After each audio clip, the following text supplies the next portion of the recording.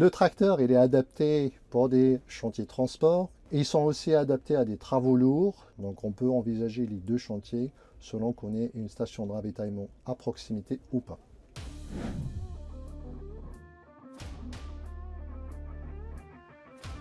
Le premier contexte, c'est d'avoir déjà une production de bio-GNV disponible éventuellement sur l'exploitation, ou en tout cas pas trop loin des parcelles où on envisage de faire des chantiers. Ça peut être les parcelles, ça peut être aussi éventuellement des chantiers sur les corps de ferme.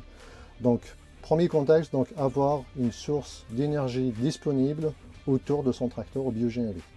Donc ça, c'est le premier élément fondamental pour démarrer une réflexion dans l'investissement pour acheter un T6 biogaz ou un tracteur à énergie alternative au bio-GNV.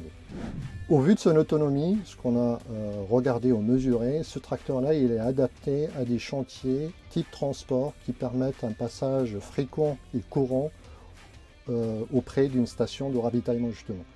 L'autonomie qu'on a mesurée, donc c'était de l'ordre de 6-7 heures d'autonomie sur un chantier épandage, par exemple, transport.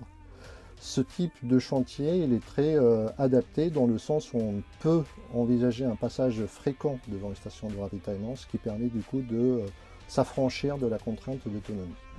En consommation horaire, sur des chantiers transport, on a regardé les consommations, donc ils sont quasiment similaires. Donc on était à 16 kg par heure pour le bio-GNV, contre 16 litres par heure pour le GNR par exemple. Par contre, ce qu'on a remarqué, le T6 bio-GNV il est plus favorable sur des travaux lourds, travail du sol.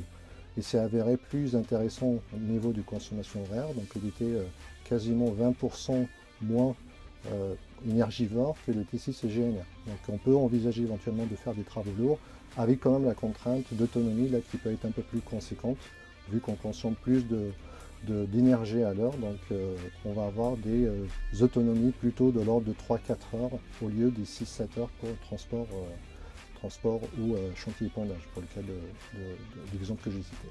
Le tracteur, il est adapté pour des chantiers de transport qui sont favorables au niveau du passage sur des sources d'approvisionnement pour s'affranchir de l'autonomie.